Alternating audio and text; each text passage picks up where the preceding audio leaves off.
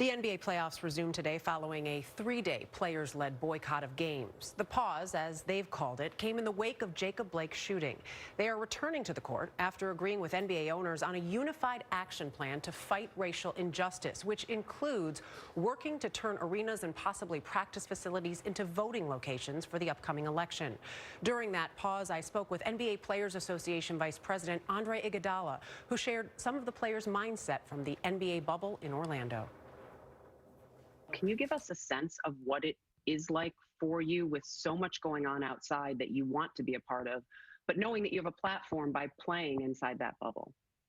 It's just one of those circumstances where it can be the perfect storm for the mind to kind of, tear you down. But I think what we've been able to do is knowing before we got here, we come in here with a purpose, understanding it. So we realized it was the ultimate decision was to come down here and play for something bigger than ourselves and bigger than basketball. And a lot of people don't want to talk about the financial aspect of it, but, building wealth for our communities, us being able to accumulate that wealth and then being able to take it back to our communities, and at the same time bringing the awareness, which is the main goal coming out here, shedding the light, using this platform. You're seeing a lot of reactions to what we've been doing from other leagues, and that shows a lot of power or a lot of influence that we're having, and using that influence in the right way just to shed light on a lot of the social injustices that have been occurring. It's at the beginning of time. I think Doc Rivers said that you love this country, but the country isn't loving you back.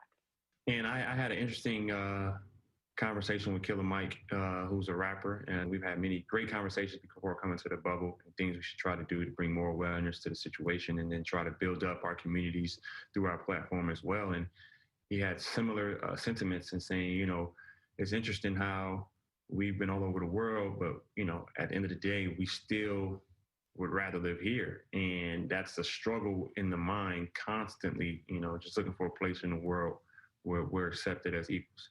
What did it come down to for all of you to agree that you wanted to keep playing? I think ultimately it's we wanted to take a step back. We wanted to regroup, refocus, and it's like a refresh button, because things can get heavy in your heart. And, sometimes you ask yourself, what's your purpose?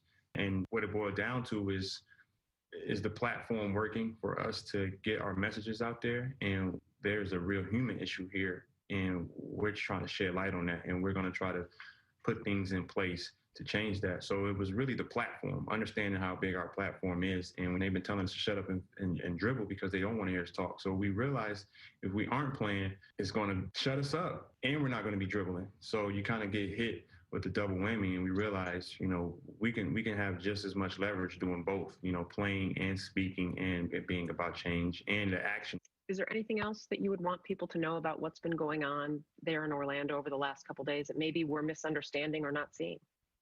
I think when you look at the athlete, and it goes all the way back to, Greek mythology, and we looked at these godlike beings, but at the end of the day, we're humans.